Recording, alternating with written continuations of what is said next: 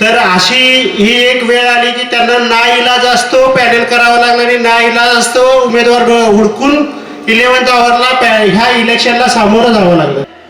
20% 30% commission खाऊन पत्र घालून भिंती बांधल्या असे दाखवलेल्या माणसं त्याच्या हातात तुम्ही सत्ता देणार आहे. या बँकेची एएस ट्रेडर होऊ देऊ नका. एएस ट्रेडर सगळ्यांना माहिती आहे. मला म्हणजे ह्याच्यापैकी काही 2% तर लोकांचे पैसे गेले असतील.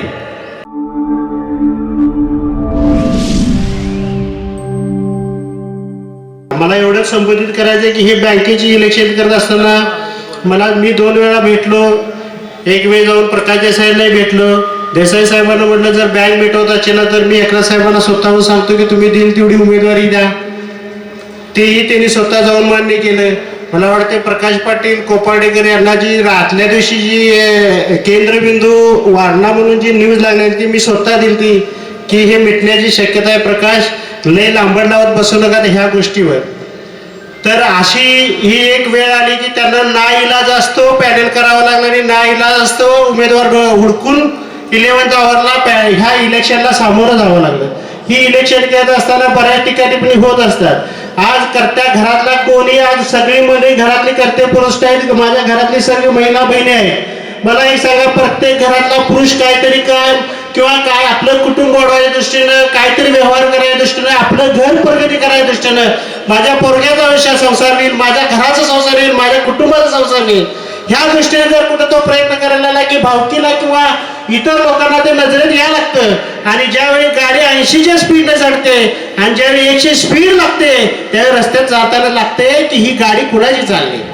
ह्याच पद्धतीने एकनाथ साहेबांनी 76 कोटीची टीव्ही ती 169 कोटी टीव्ही नेली. मला एक सांगा 1000 लोकांना ज्यावेळी रोजगाराच्या संधी दिल्या त्या रोजगाराच्या 1000 गुणी 7 तरी माणसं जगली का नाहीत आमची. आज आमच्या करवीर तालुक्यामध्ये हातभार जातील लोक. कुठं टीव्ही कुठं कर्ज मिळणार तर कर्ज कुठे मिळणार. कर्ज फक्त यशवंत बँकेत मिळत होतं. तुम्हाला आवर्जून सांगतो स्वाभिमानानं तुमच्या समोर जो छोटासा व्यक्ती उभा आहे त्या व्यक्तीला 1 कोटीचं कर्ज दिलं तो आज 100 कोटीचा मालक तुमच्या समोर साधा सिंपल उभा आहे. हे यशवंत बँकेची कृपा आहे. मी आवर्जून या माझ्याच्या समोर सांगतो तुम्हाला. अरे कर्ज दिलं जे कर्ज फेडलं आणि ज्या कर्जावर आम्ही उभा राहिलोय ती यशवंत बँक आज आपल्याला जगवायची आहे. मी स्वतःहून सांगितलं चेअरमन साहेब तुम्हाला 10 वेळा मी सांगितलं भेटवत असेल तर माझी कधीही या गोष्टीशी समर्थ साथ असेल. प्रत्येक घरात एक उद्योग व्यवसाय जमला पाहिजे. आज आमचे मराठी बांधव आरक्षणासाठी लढत आहे. व्यवसायाचा आमच्या शेतीचे उत्पन्न घटत चाललेलं आहे. एक बाजूला शेतकऱ्याची एफआरपीच्या नावानं आंदोलन करायला झालं की परत तिकडं तो आमच्या लागवडीचे खर्च वाढवलेले असतात. मग आमचे शेतकरी घर का आहेत का. मग अशा परिस्थितीमध्ये आमच्या टीव्ही वाढवून आमची जर 170 कोटीची बँक ज्यावेळी जायला आली आणि आज जे पॅनल बांधलेलं आहे विरोधकांनी त्याच्यामध्ये स्वतःचे पाहुणे आणि स्वतःचे नातेवाईक सदावे हुडकून काढा. जो उमेदवार स्वतःला पॅनल प्रमुख समजतोय 20% 30% कमिशन खाऊन पत्र घालून भिंती बांधल्या असे दाखवलेल्या माणसं त्याच्या हातात तुम्ही सत्ता देणार आहे. जरा आवर्जून रक्तात काय तर उत्साह येणार आणि प्रत्येकाला फोन करून सांगा हे पावलं कुणी नोकरभरती केली नाही. कारखान्याच्या गरीब नरके साहेबांनी नोकरभरती केली नाही का. त्यांच्यावर रोष आला नाही का आला नाही. गुगुवरती नोकरभरती केली नाही का आला नाही त्याच्यावर रोष. मला सांगा नोकरभरती ही सगळीकडे होत असते आवर्जून होत असते. अरे पण तुम्हाला व्यावसायिक केले गेले. अरे 100 लोक फक्त भरल्या पण 100च्या पट्टीत 1000 लोकांना व्यावसायिक बनवलं. 1000 रोजगार निर्मिती केली. 1000 लोकांना जवळजवळ आमची 6000 लोक जर मी म्हटलं तर चुकीचं ठरू नये. ही व्यवसाय कशाला झाली. ह्या यशवंत बँकेमुळे झाली. आज आवर्जून सांगतात आमच्या चेअरमन साहेबांचा स्वभाव तसा शांततेचा आहे. सगळ्यांना संयमाने नेण्याचा आहे. मी कौतुक करतो असं काय नाही. एका पक्षाचं नेतृत्व करत असताना मला विश्वास ठेवून हे दिली का दिली तर मला तुम्हाला सर्वांना कळकळीची विनंती आहे जे आमचे सभासद बंधू आलेले आहेत त्या सभासद बंधूंना आपल्या प्रत्येक गावात प्रत्येक घरात एक एक माणूस तर तुम्ही असं ओळखा की हे सगळं बावलं चाललेलं आहे, हे काय स्वतःची किंवा ह्यांना जनसेवेचं काय पडलेलं नाही. तुम्ही कुठेही चौकशी करा, जिल्हा परिषदच्या प्रशासनामध्ये जाऊन चौकशी करा. जिल्हा परिषदच्या प्रशासनामध्ये यांच्या नावानं बोंबच आहे, मोठी बोंब आहे. मी ठामपणे समाजामध्ये सांगतो, ही तोंडा बोला घाबरतात. सत्य पुढे नेमत्या करणारा व्हायला घाबरणारा काही पडेल नाही.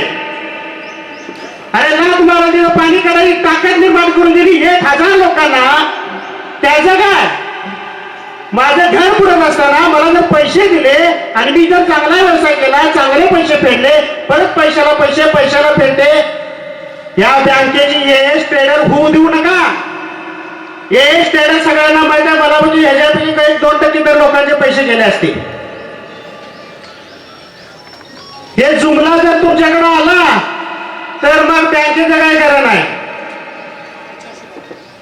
ह्या बँकेत जर तुम्हाला जिवंत ठेवायचं असेल तर असे बरेच प्रश्न आहेत की तुम्हाला प्रलोभन दाखवतील, अन्य काय होईल, असं केलं तसं केलं, अरे काय केलं बोल समोर.